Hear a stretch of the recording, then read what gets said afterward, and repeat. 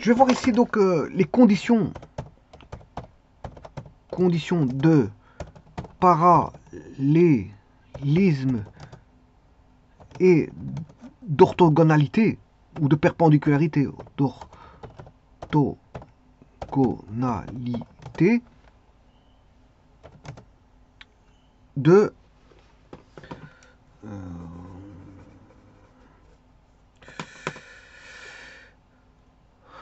bon, ici déjà j'ai fait une erreur d'orthogonalité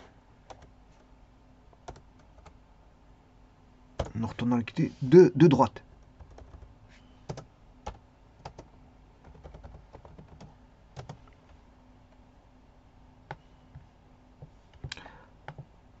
Je vais le faire en GAP, géométrie analytique dans le plan, et par l'entremise de vecteurs, je vais le faire en GAVP. En GAVP.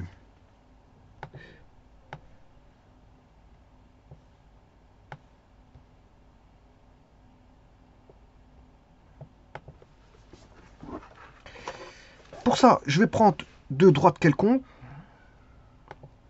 dénommées par leurs équations données par une courbe, ou si vous voulez une fonction implicite. C'est-à-dire que je vais avoir la première droite que je vais appeler D1, ce sera A1x plus B1y plus C1 égale 0 de coefficient angulaire pour l'un moins A sur B1.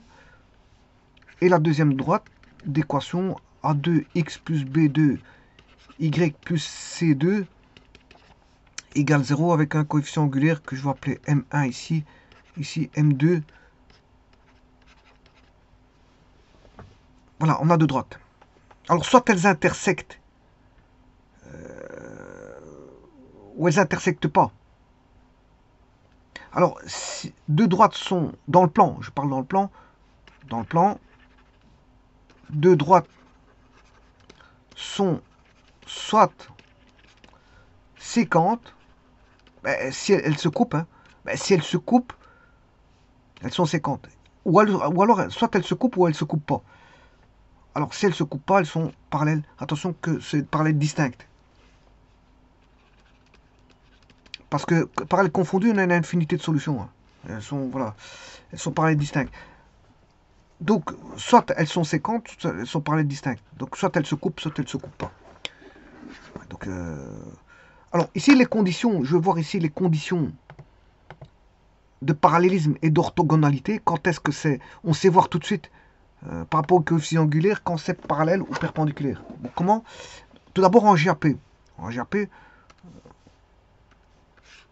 je vais le faire ici en GAP. Géométrie analytique dans le plan. Donc, il n'y a pas de notion vectorielle ici. Je prends un système d'axes ortho. Bien sûr, c'est dans un repère orthonormé ici que je vois E2, E1, X, bien sûr, avec une origine. Il y a un repère qui est posé au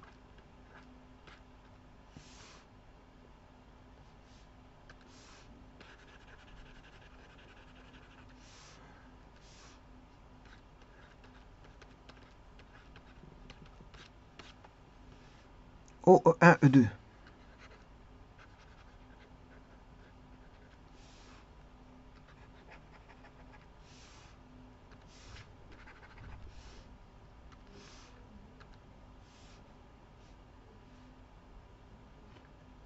Alors, je vais tracer mes deux droites. D1,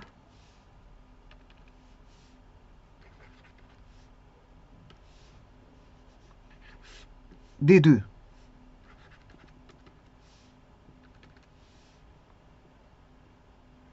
Alors, je vais ramener un axe parallèle à X, à l'intersection, pour mieux voir les angles. Hein. Ça, c'est juste un outil pour mieux voir les angles.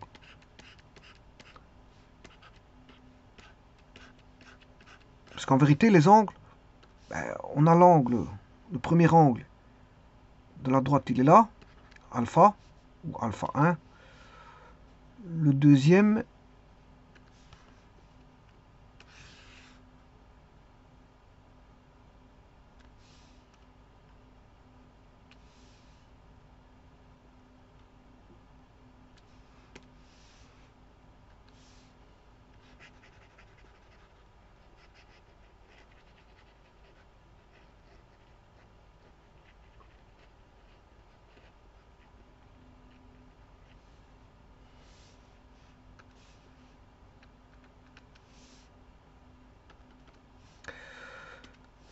Le deuxième angle est ici, avec l'axe des X.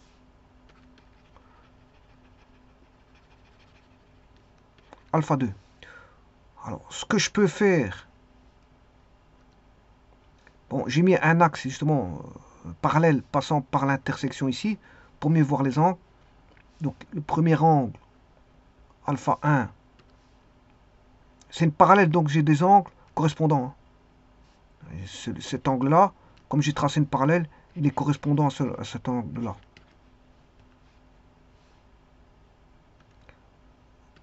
Idem pour celui-là. L'axe X est parallèle à... Voilà, ici, l'axe X'. Donc, j'ai des angles correspondants. Alpha 2 va se retrouver de nouveau ici, alpha 2. Et l'angle entre les deux droites,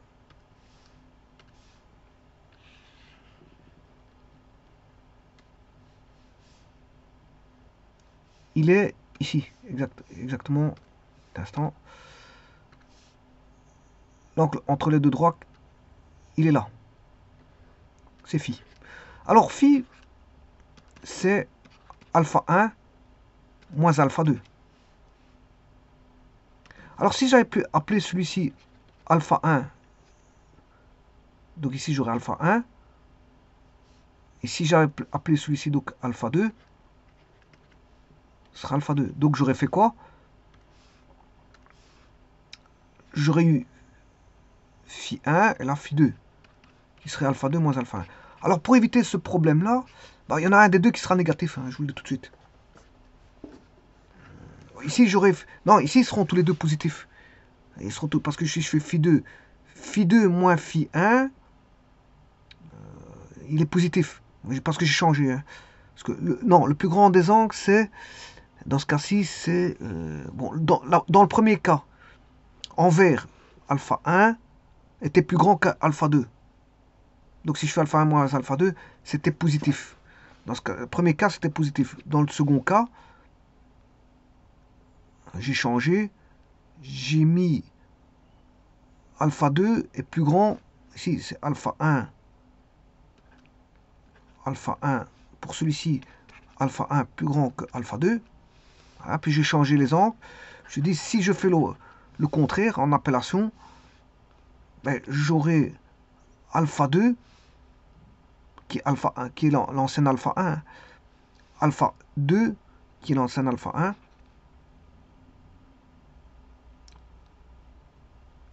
Sera plus grand que alpha 1. On va dire ça comme ça, parce que j'ai changé les angles. Donc à ce moment-là, là, alpha 2 moins alpha 1, il est positif. Voilà. Mais si j'avais pas fait ça, oui, ici, il y a quelque chose qui ne va pas. Alpha 2, ici, alpha 1, il est plus grand qu'alpha 2. Donc alpha 1 moins alpha 2, il est positif, on est d'accord. Et puis si j'appelle ceci alpha 2, et celui-ci alpha 1, alpha 1, voilà. Si je change de nom, on garde toujours voilà, le positivisme de phi. Mais maintenant, si je change pas de nom, si voilà, je prends le petit. Donc si je fais ceci,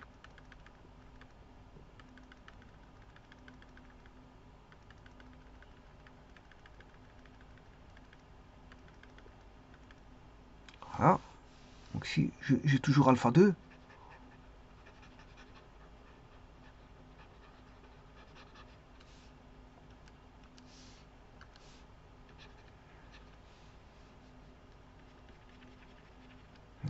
si je fais alpha 1 moins alpha 2, dans ce cas-ci, alpha 1 moins alpha 2, il est positif.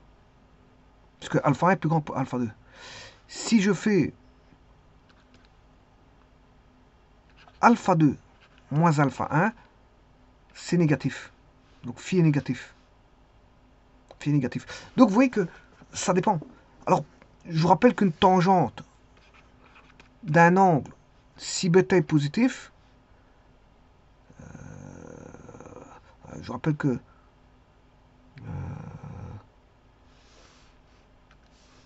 tangente bêta,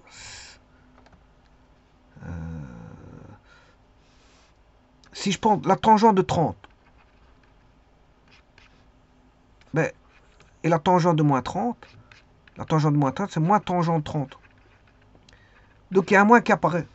Tangente bêta, tangente de moins bêta, on va dire ça comme ça. Je vais l'écrire ici.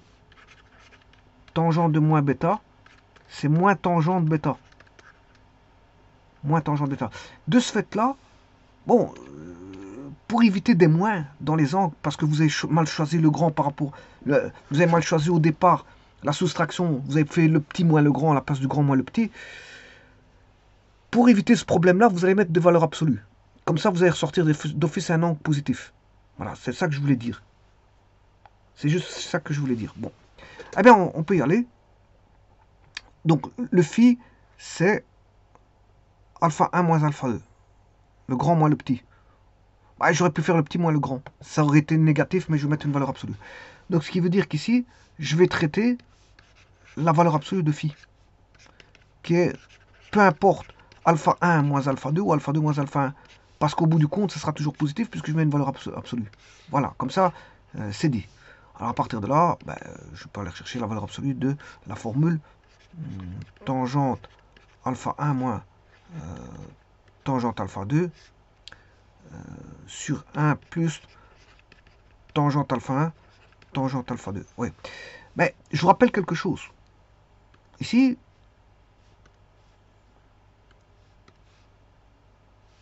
le coefficient angulaire, il vaut M1. Alors qu'est-ce que c'est que ce M1? C'est simplement la tangente alpha. C'est la dérivée. C'est de la dérivée de la droite D1 par rapport à X. Ça, c'est la dérivée par rapport à la droite D2 par rapport à X. La droite D1, elle est là. C'est la courbe ici. C'est une courbe implicite. Alors pour dériver ça, je vous rappelle, c'est une courbe implicite. Non, je vais le faire qu'avec avec la première droite qui est D1 à 1x plus b1y plus c1 égale 0. Ben, je vais dériver la droite D1 par rapport à x, ce qui veut dire qu'on va dériver le membre de droite par rapport à dx à 1x plus b1y plus c1 égale, et le membre de droite, d sur dx, 0. La dérivée de 0, ça fait 0. Là, on aura A1 qui est une constante, dx sur dx, plus b1 dy sur dx, plus dérivée de c1 qui est une constante sur dx, est égal à 0. Donc vous allez avoir A1 dx sur dx, ça fait 1, plus b1 y', plus dérivée de c1, c'est une constante, ça fait 0. Donc vous voyez qu'il va rester 0. Et j'isole le y' qui est dy sur dx. Y' est égal à moins A1 sur B1. Et qui est la tangente alpha, puisque c'est la dérivée. La dérivée, c'est la tangente alpha. Donc ici, ce que je vais écrire ici, c'est aussi tangente alpha 1 égale tangente alpha 2. On va dire ça comme ça ici. Alors, autre chose, ici, je peux écrire tangente alpha 1, qu'est-ce que c'est? Je vais de le voir. Il est là, c'est M1. Voilà. Et tangente alpha 2, c'est M2. Donc, j'écrirai tangente phi en valeur absolue, c'est M1 moins M2 sur 1 plus tangente fois M1 fois M2. En valeur absolue. Comme ça, vous n'avez pas de problème de moins. Donc, bon, et bien sûr, pour trouver le phi, vous faites arc tangente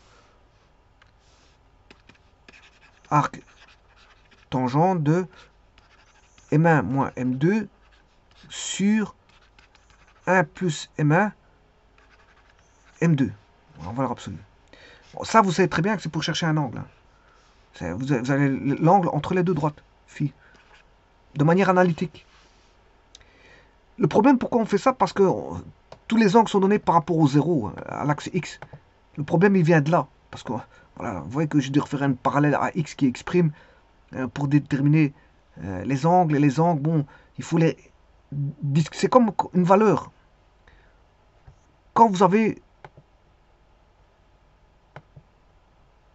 un point dans un axe, c'est la même chose. Hein. Voilà, vous avez le point, ici on est en 4, ici on est en 3. Voilà, on monte la distance de 4 à 3, en x, hein, parce que je peux le faire en y. La distance en x de 4 à 3, mais c'est par rapport à l'origine ici. Vous allez faire 4 moins 3. Et 4 moins 3, ça fait 1. Et puis vous faites la même chose en y.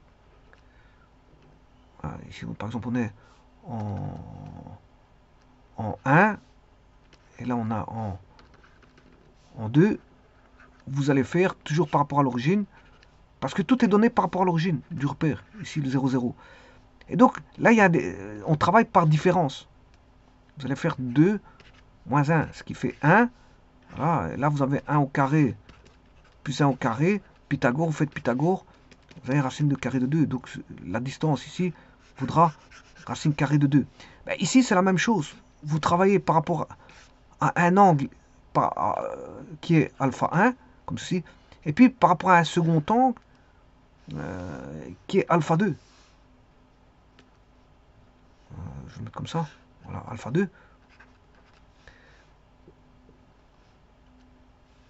Alors, vous voyez que la différence entre les deux, hein, quand je commence comme ceci, si l'autre est avant, D1, D2, voilà, l'angle, on aura celui-là moins, on va dire, si je le mets plutôt comme ça, quel est le plus grand? On sait voir quel est le plus grand. Contrairement, de toute façon, j'ai mis des valeurs absolues, donc c'est pas un problème. Et là, si j'avais fait d'abord le D2 à l'intérieur le D1, voilà, ça peut donner une explication des angles négatifs. Bon, enfin bref, de toute façon, je mets une valeur absolue, c'est pas un problème. Mais c'est pour vous dire que on travaille par décalage. Le phi, il vaudra alpha 2 moins alpha 1 ou alpha 1 moins alpha 2, suivant voilà, la position de D1 et D2. Qu'est-ce qui est positif? Mais de toute façon, j'ai mis une valeur absolue, donc on s'en fout. Que je prenne alpha 2 d'abord ou alpha 1 après, on s'en fout. C'est une valeur absolue. J'aurai toujours l'angle. On va dire ça comme ça. Donc c'est parce qu'en fait, on travaille par rapport à un repère qui est l'axe des x. Tout comme ici, on travaille par rapport au 0, 0, mais là, on travaille par rapport à l'origine des angles, qui est l'axe des x. Et c'est pour ça que il faut faire des différences. Il faut faire des différences comme ça. On va dire ça comme ça. Alors, une fois qu'on a ça, maintenant, je vais voir les conditions de parallélisme. En géométrie plane.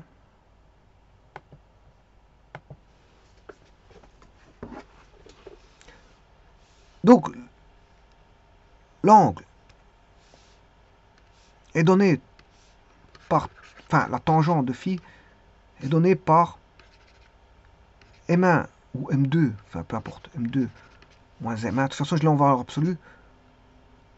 1 plus M1 fois M2. Donc, c'est la différence. Et en dessous, c'est le produit. Et on additionne 1. Voilà. Alors, le tout, c'est de savoir quand est-ce que deux droites, conditions de parallélisme et de perpendicularité. Quand est-ce que deux droites sont parallèles? Eh bien, parallèle, ça veut dire que les angles entre les deux droites, D1, D2, il vaut 0. Donc, ça veut dire que phi vaut 0. Si phi vaut 0, tangente phi vaut 0. C'est-à-dire que cette valeur-là vaut 0. Si cette valeur-là, bon, ici, en valeur absolue, je peux retirer les valeurs absolues. Donc, j'aurai moins 2 moins M1, 1, puisque la valeur absolue de 0, c'est ici, il n'y a pas de problème. On aura ceci, M1 égale 0, il suffit de résoudre. Quand est-ce qu'on a l'annulation ici? Mais quand on a M2 moins M1 égale 0, c'est-à-dire que M1 égale M2. Ils ont le même coefficient angulaire. Les deux droites doivent avoir le même coefficient angulaire. C'est-à-dire que, je rappelle que M1 c'est tangente alpha 1 et tangente alpha 2. On aura moins A1 sur B1 qui doit être égal à moins A2 sur B2. Donc en d'autres termes, c'est A1 sur B1 est égal à A2 sur B2, je retire le moins, mais ça veut dire aussi A1 sur A2 est égal à B1 sur B2. Ils sont proportionnels. Voilà, ils sont proportionnels. Le A, voilà, c'est donné avec un facteur K. Ça veut dire que si vous écrivez une droite,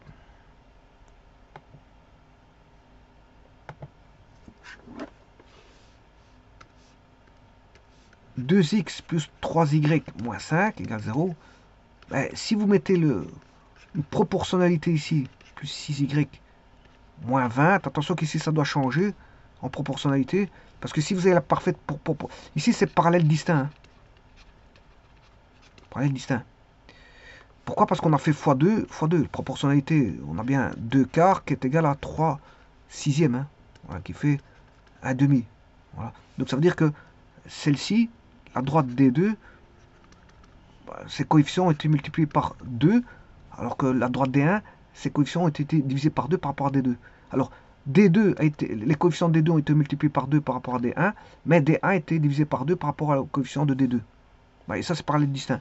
Maintenant, si vous avez en plus de ça une proportionnalité A1 sur A2 est égal à A2 B1, je me demande si j'ai mis B1 ici. Ouais, j'ai mis B1, B2, ça va. Ici, B1 sur B2, C1 sur C2, ça c'est parallèle confondu. Ces deux mêmes droites, c'est une infinité de droites qui sont l'une posées sur l'autre. C'est parallèle confondu. Il y a une infinité de droites qui se reposent sur elles-mêmes. Et c'est toutes les droites qui sont K fois AX plus BY plus C égale 0. Voilà, c'est le K. Vous démultipliez par K et vous aurez toujours la même droite. La même droite. Maintenant, parallèle, on va en revenir à la condition de perpendicularité.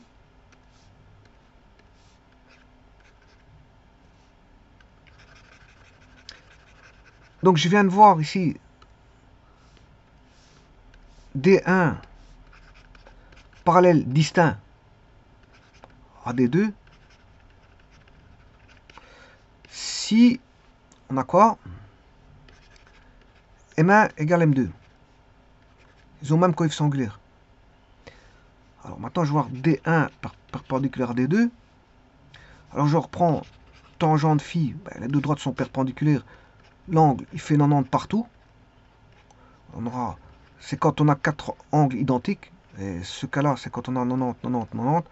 Alors que parallélisme, voilà, l'angle phi vaut 0. Donc, tangente de 90, ça fait l'infini. Ça fait l'infini. Ça veut dire que M1 ou M2 moins M1 sur 1 plus M1, M2 égale l'infini. Et ça, c'est parce qu'on a une annulation du dénominateur. Hein. On a 1 sur 0, ça donne l'infini. Donc on a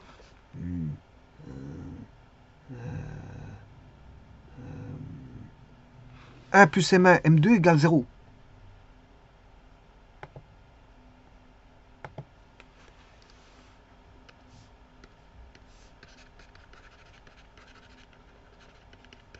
Ça veut dire que M1 fois M2, le produit des coefficients angulaires, doit valoir moins 1.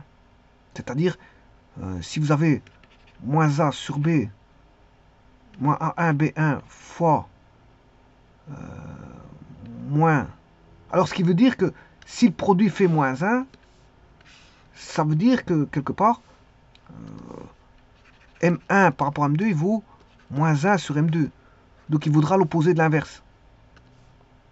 De l'autre. Voilà. C'est-à-dire, si M1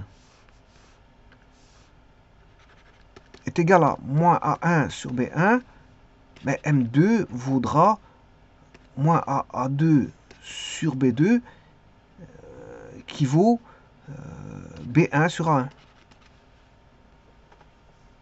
Voilà. Donc ici, vous avez M2 qui vaudra B1 sur A1. B1 sur A1. Bon, ça, je l'ai fait en géométrie plane. Maintenant, je vais faire en GAVP.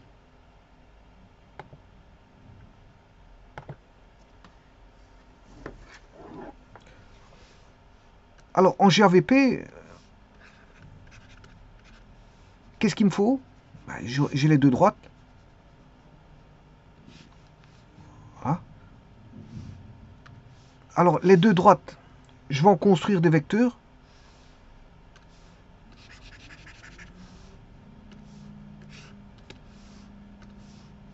Je construis des vecteurs. Alors, c'est quoi ces vecteurs? En fait, c'est les paramètres directeurs de la droite. Hein. C'est les paramètres directeurs de la droite. Donc, j'aurai les paramètres directeurs de la droite, bien sûr, qui est donné par, je rappelle, la droite A1, X plus B et 1, Y plus C1 égale 0. Un coefficient angulaire, c'est moins A1 sur B1, c'est-à-dire delta Y sur delta X. C'est-à-dire que vous allez avoir B1, qui est, paramètre directeur donné par delta X, delta Y. Donc ce sera B1 en X et moins A1 multiplié par un facteur K. Vous avez K appartenant à R. Bon, si vous avez 0, vous avez un point, donc il faut enlever le 0. Il faut enlever le 0, sinon vous allez avoir un point. Un point qui est, à place d'avoir un paramètre directeur, une direction donnée, vous allez avoir le vecteur nul. Bon, ça c'est bon, il faut éviter. Voilà, et donc, on aura ça. Et donc, on a des paramètres directeurs, donc vous formez le paramètre directeur qui est un vecteur. Voilà, vous allez avoir un vecteur. Premier vecteur, voilà, pour celui-là, ce sera le vecteur U. Alors, vous faites la même chose pour l'autre. A2x plus B2 y plus C2 égale 0. On aura K', B1, B2, point virgule, moins A2. Voilà. Alors, le moins, vous pouvez le mettre ici, mais alors vous mettez un plus là. De toute façon, c'est K fois moins. K, vous prenez K égale moins 1. Vous allez avoir moins B1 à 1. Voilà. B2 moins A2. Vous avez un deuxième vecteur, V. Voilà. Et si vous faites U fois V, on sait voir si c'est parallèle ou perpendiculaire. Comment? Par le produit scalaire. Donc, ici, comment voir si on est perpendiculaire ou voilà. Alors, la condition d'orthogonalité en GAVP, vous prenez voilà, deux vecteurs proportionnels au paramètre directeur, U fois V. Voilà. Alors, le produit scalaire, je rappelle que c'est la norme de U fois la norme de V fois le cosinus de l'angle entre U et V. Et maintenant, si il est perpendiculaire, phi égale 90, 90 degrés, et si phi vaut 90, ça fait 0. Donc le produit scalaire s'annule.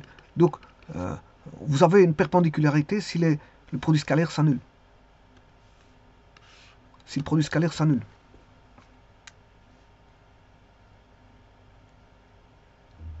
Alors, je peux le faire en composante. Hein. Si vous avez, par exemple, AC fois CB, vous allez avoir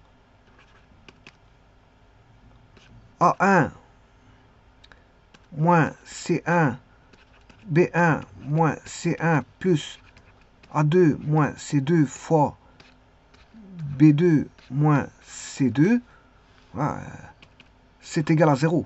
Vous devez avoir l'annulation ici égale à 0. En composante. Si en composante ça fait 0, ça veut dire que vous avez une perpendicularité. Alors, ça, c'est intéressant pour voir que si vous avez un repère orthonormé, comment voir que le repère est orthonormé? Voilà, il est perpendiculaire. Enfin, s'il est bien perpendiculaire, vous prenez I, voilà, vous multipliez par J. Vous multipliez, vous faites I fois J. La norme de I, elle fait 1. La norme de J, elle fait 1. Fois le cosinus de l'angle. Le cosinus de l'angle, qui vaut 90 ici, ben, ça fait 0. Donc I fois J, ça fait 0. Tout vecteur étranger, la multiplication de vecteurs étrangers, ça fait toujours 0. D'où les projections, d'où les voilà, produits scalaires. Quand vous faites, voilà, ici vous avez, voilà, là on va rechercher une projection du vecteur W, qui est le vecteur U, qui est donné par les composantes, voilà, ici, qui sont données ici. UX, UX2 et UX1. Là vous avez V, V de Y2, V de Y1. Voilà, et là, quand vous projetez,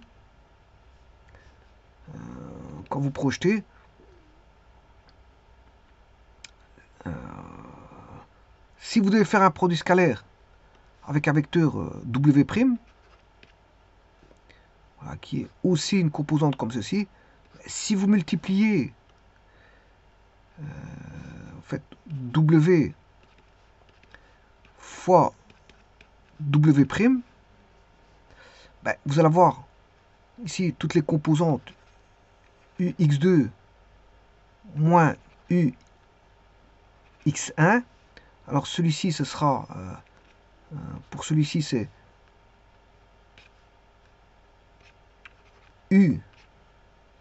UX'1 moins, enfin UX'2 moins UX'1.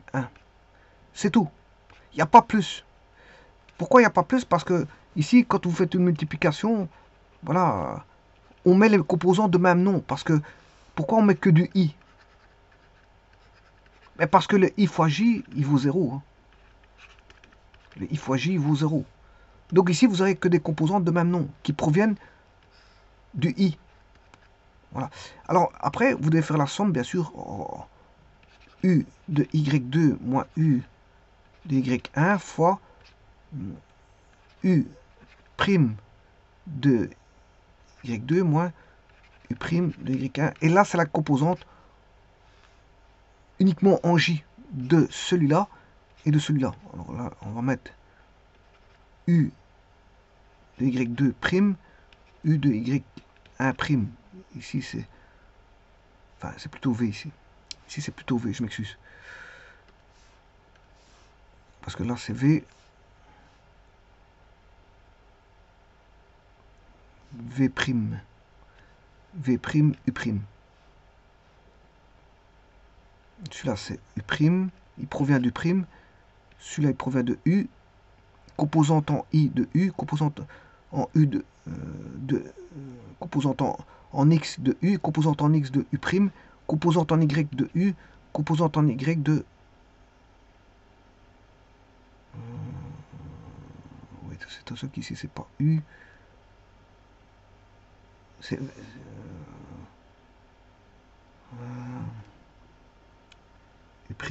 U', U'. Et là, c'est V.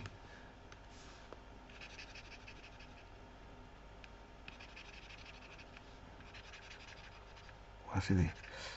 U', VV'. Ouais, et c'est ce que je suis en train d'expliquer. Je vais rechercher que les composantes en X, ici, et les composantes en Y, ici. Pourquoi V' et V'. Pourquoi? Mais justement parce que on a fait, si vous faites un produit scalaire, W fois W', les composantes, pourquoi a-t-on des composantes de même nom? Parce que le I fois J vaudra 0. Tout ce qui est composante I fois J vaudra 0. Donc, quand vous allez associer le produit de celui-là par celui-là, voilà, plus le produit de celui-là par celui-là. Mais au grand jamais, vous allez faire celui-là par celui-là. Au grand jamais, vous allez faire celui-là avec celui-là. Parce que ça fait 0. Et ça n'a aucun intérêt. Parce que ça n'a aucun intérêt. Alors, si vous faites celui-là fois celui-là, ils sont perpendiculaires, puisque vous avez un repère orthonormé, ça fera 0. Il n'y a pas d'intérêt à faire ça. On traite tout en X, donc U' en X, voilà, on multiplie U fois U', voilà, et on multiplie V fois V'. pour avoir W fois W'. Donc on travaille tout en X plus tout en Y. Et la composante mélangée I et J, ben, elle est nulle. Elle est nulle. Voilà. Donc I fois J, et dans un repère en 3 dimensions, c'est la même chose. Hein. Comment savoir quand on a un repère orthonormé direct? I fois I, ça fait 1. I fois J, ça doit faire 0. J fois I, ça fait 0. Bon, je peux le faire par permutation. Hein. Dans un repère dans l'espace, un repère spatial, on va avoir un repère orthonormé direct.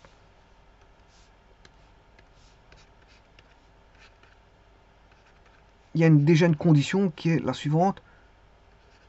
Voilà. I fois J. Alors vous ne pouvez pas faire fois K, hein, sinon vous allez obtenir un vecteur. Ça c'est un scalaire, fois K, vous allez avoir un vecteur. Hein. Un nombre fois un vecteur, c'est un vecteur. Donc le produit vectoriel, enfin le produit scalaire n'est pas associatif. Attention à ça. Hein. I fois J, I fois K, et J fois K. Alors vous allez avoir aussi I fois I, J fois J, et K fois K. Les composantes de même nom, ben, ça fera un en produit scalaire. Et ceux-ci feront des noms différents, ben, puisque comme ils sont perpendiculaires, voilà, ça fera 0. Et alors bien sûr, pour qu'il soit, je veux dire, un repère orthonormé direct, il faut que le produit vectoriel de I par J donne K. Voilà. Il faut ceci, conditions, ouais, c'est les conditions nécessaires. Voilà. Ici, il faut qu'on cette condition-là.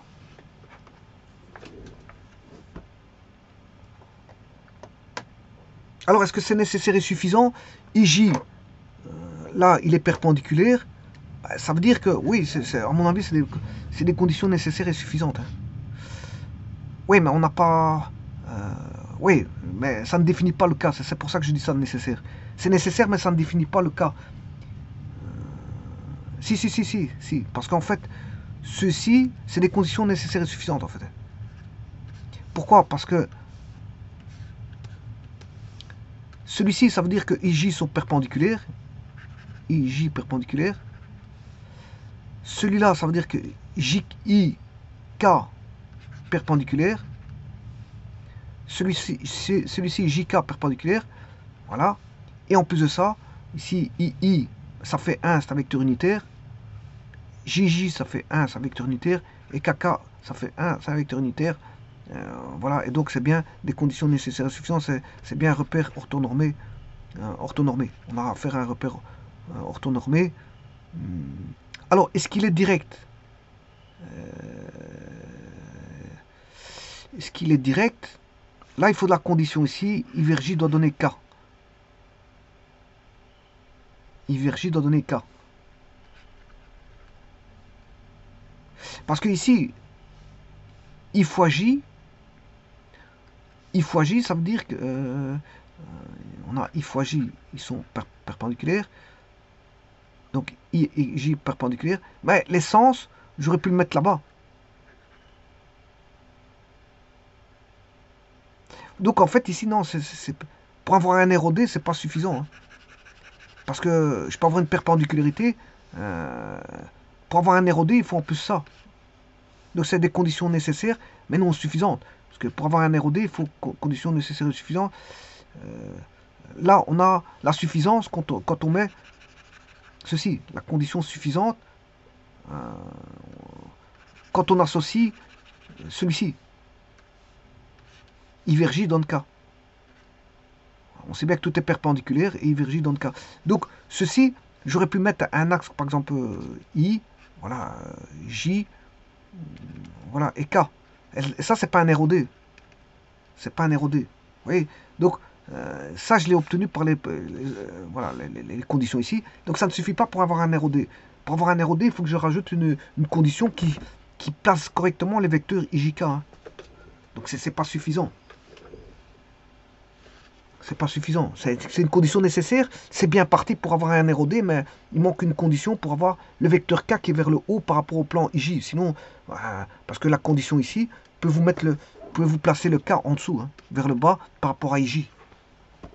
Alors que donc ça ne suffit pas. Donc il faut la condition, ramener la condition sine qua non que IJ égale K, voilà, plus les conditions que vous avez à gauche.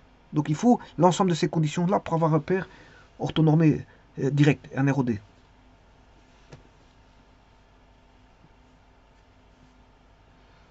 Maintenant, si vous avez tout, ce sont des conditions nécessaires et suffisantes. Si vous avez toutes les conditions là, à droite et à gauche, ces conditions nécessaires et suffisantes.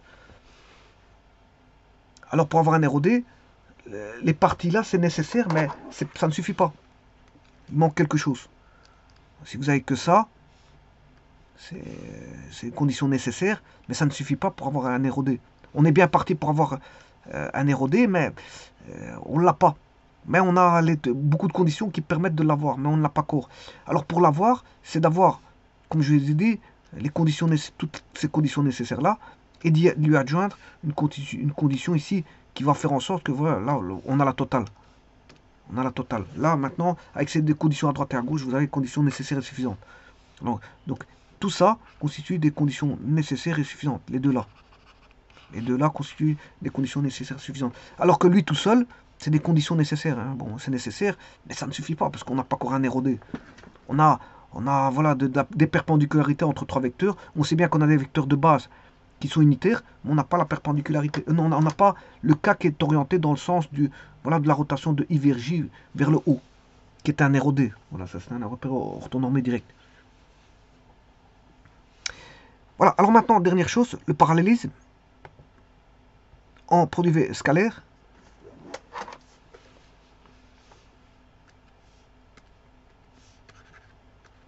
U fois V, c'est la norme de U, fois la norme de V, fois le cosinus de 0, puisque phi vaut 0 dans des conditions de parallélisme. Ça veut dire qu'ici, cosinus de 0, ça fait 1. Donc ce qui veut dire que là, la norme de U, c'est U. Donc c'est un cas particulier de produit scalaire, il vaudra U fois V. U fois V. Il n'y a pas d'angle. Et ça, c'est quand c'est parallèle. Par exemple, vous allez avoir U fois V. U fois V. Donc, quand c'est parallèle, on va dire que ici, ça c'est un nombre. U fois V c'est un nombre, hein, parce que c'est un produit scalaire. Donc U fois V est un nombre que je vais appeler alpha. Donc ça veut dire que U fois V est égal à alpha. U fois V est égal à alpha. Alors ça signifie beaucoup de choses, ça. Ça veut dire que je peux dire que alpha, bon, il est différent de 0. Parce qu'il n'est pas perpendiculaire, il est parallèle. Pour avoir 0, il faut perpendicularité. Ici, il est parallèle. Il ne sera pas avoir 0. Donc ça veut dire que alpha est inversible. Je peux écrire 1 sur alpha, U V est égal voilà, à 1. Voilà, donc c'est-à-dire que j'ai un vecteur U sur alpha fois V est égal à 1. Alors pour avoir 1, ben, ici il suffit de dire que le V est proportionnel à U. Donc les vecteurs V et U sont linéairement dépendants. Ils sont parallèles. Ils sont parallèles. V est égal à bêta fois U.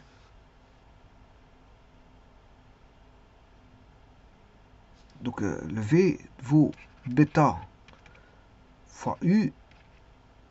Voilà, U sur alpha. Il vaut 1. Et donc on aura U fois U. Ça fait 1.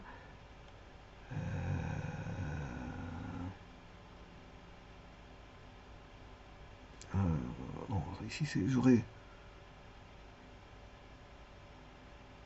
Enfin, on pourra dire que les vecteurs sont linéairement dépendants. C'est ça que je veux dire. On peut trouver la relation pour laquelle les vecteurs U et V sont linéairement dépendants.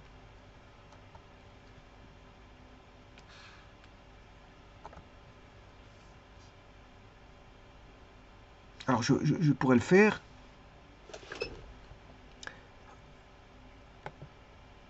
Supposons qu'ils soient linéairement dépendants.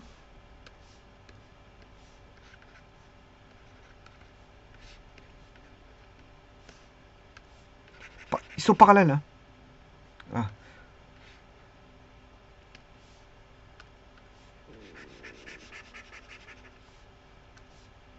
Donc V, donc ça veut dire que V est égal à alpha U, alpha différent de 0, inversible. Hein. Vous pouvez dire que U est égal à bêta V, avec alpha est égal à 1 sur bêta tout simplement. Alors si je fais le produit scalaire U fois V, c'est U fois V, je vous ai dit que c'est alpha U. Ah, donc on aura alpha U, U fois U, c'est alpha U fois la norme de U fois la norme de U fois le cosinus de l'angle entre U et U qui fait 0. Parce que c'est parallèle, on aura alpha U carré, ça fait 1, alpha U carré. Donc U fois V, c'est alpha U carré. C'est alpha U carré.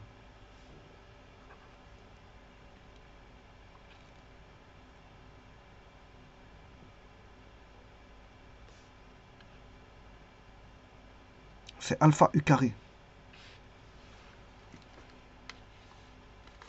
Alors je peux le voir tout de suite. Hein. Regardez bien. Je vais créer un vecteur de vecteurs parallèles. Donc je prends une droite 3x plus 2y moins 5 égale 0. 6x plus 4y moins 12 égale 0. On va mettre plus que ça. Moins 20. Voilà.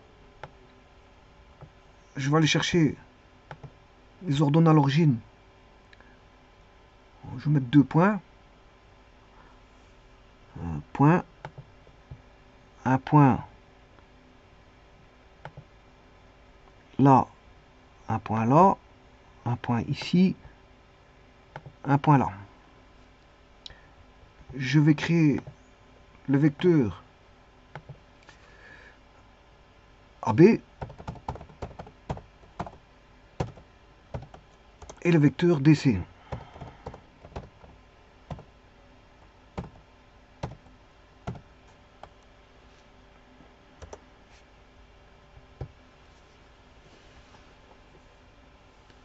Alors, je vais faire le produit scalaire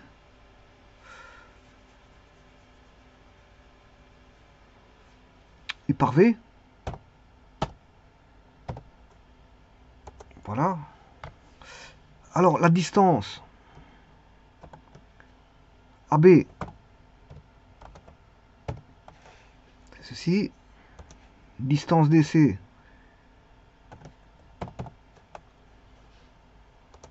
c'est ça. Alors, si je fais B fois C, on a ce fameux 2,74. C'est bien ce que je vous ai dit. Maintenant, je vais faire le rapport des distances.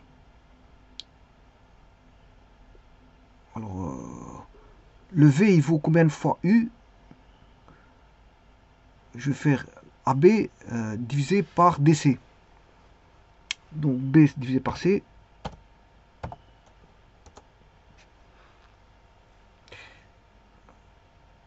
De 46.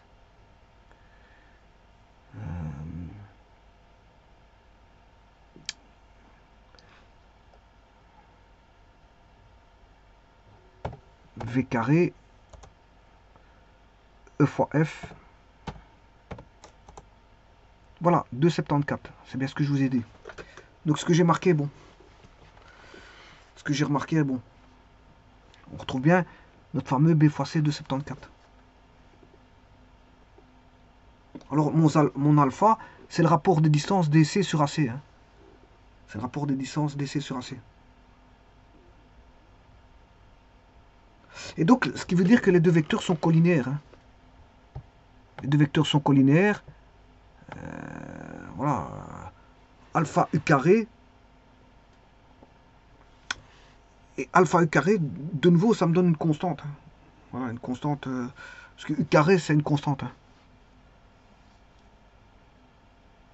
Et donc, ici, le alpha, c'est le rapport de la distance entre le premier vecteur U et V.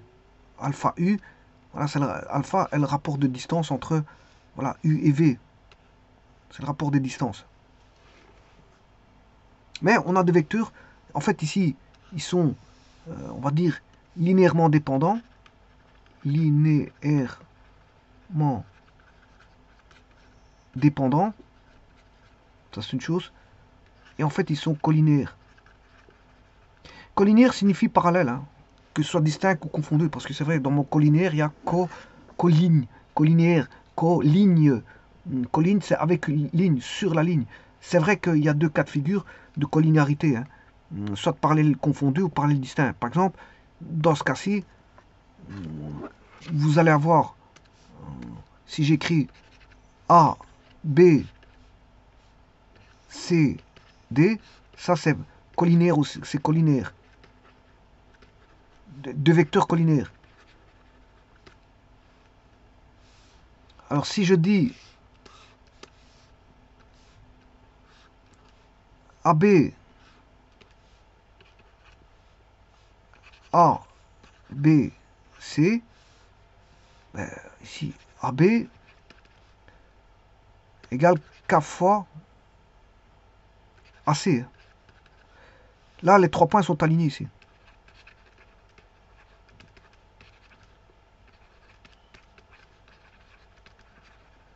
Ils sont alignés. Alors que là, on va écrire quoi? AB est égal à K fois CD. Vous voyez qu'ici, on ne part pas avec la même lettre. On a A, B, C, D, des lettres différentes. Par contre, là, on a un point commun qui est A. Et donc là, on définit la collinarité de cette façon-là. Enfin, là, je m'excuse, là, 3 points qui sont alignés. 3 points alignés. 3 points alignés. Ben, on peut avoir la collinéarité par rapport à un moins de point, mais ici, deux vecteurs sont collinaires si ils sont parallèles. Distincts ou confondus. Pas confondre 3 points alignés qui sont collinaires, 3 points sont collinaires s'ils sont alignés, et deux vecteurs qui sont, ou deux droites, enfin, on va dire plutôt deux vecteurs qui sont collinaires. Deux vecteurs collinaires, ça veut dire qu'ils sont parallèles. Ils sont linéairement dépendants. Ça veut dire qu'ils sont parallèles. Ça veut dire qu'ils ne sont pas, je veux dire, parallèles confondus ou distincts. Je vous remercie.